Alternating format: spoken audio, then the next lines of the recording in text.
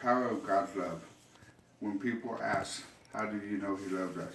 Well, He died for us. Look at the cross, the way the arms are spread out in the middle.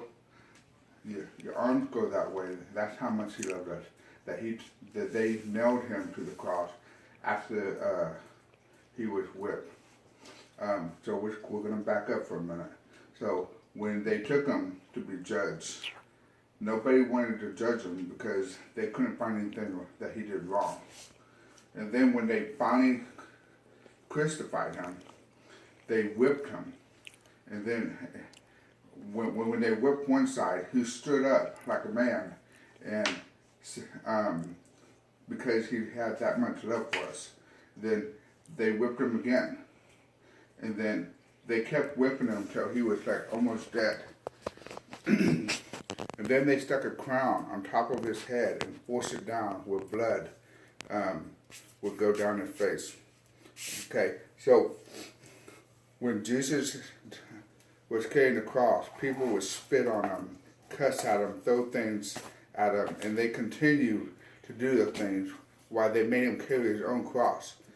His blood pressure fell, and so he was very weak. So they had another man help him for the rest of the way. And then they just tortured Him the entire way while He's being crucified. And so then they tied His arms to the cross, and then they took a stake and they nailed Him. And then so that's part of the way He was crucified. Now the other part is people say, well, He made the blind to be able to see. He made the deaf to be able to hear. He made the people that are sick to feel better and not feel so much pain. So He's constantly doing and healing people over and over and over again. And all we do is deny Him. We sin and we act like there's nothing wrong. Okay, but what we really need to think about is when we die, are we going to go to heaven or are we going to go to hell?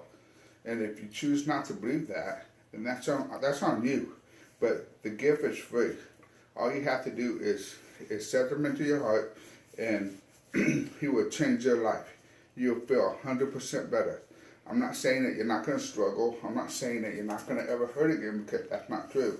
But He will make your life so much better that you wouldn't know what to do. So this is what I'm going to do. I'm gonna challenge you for 30 days to listen but nothing but positive, encouraging music, positive, encouraging movies, positive, encouraging books to read. Okay? Do that for 30 days and see if that doesn't change. And if it doesn't change, then maybe you didn't allow it to change. But I know it did. It changed for me and my wife and my family. So just try it for 30 days.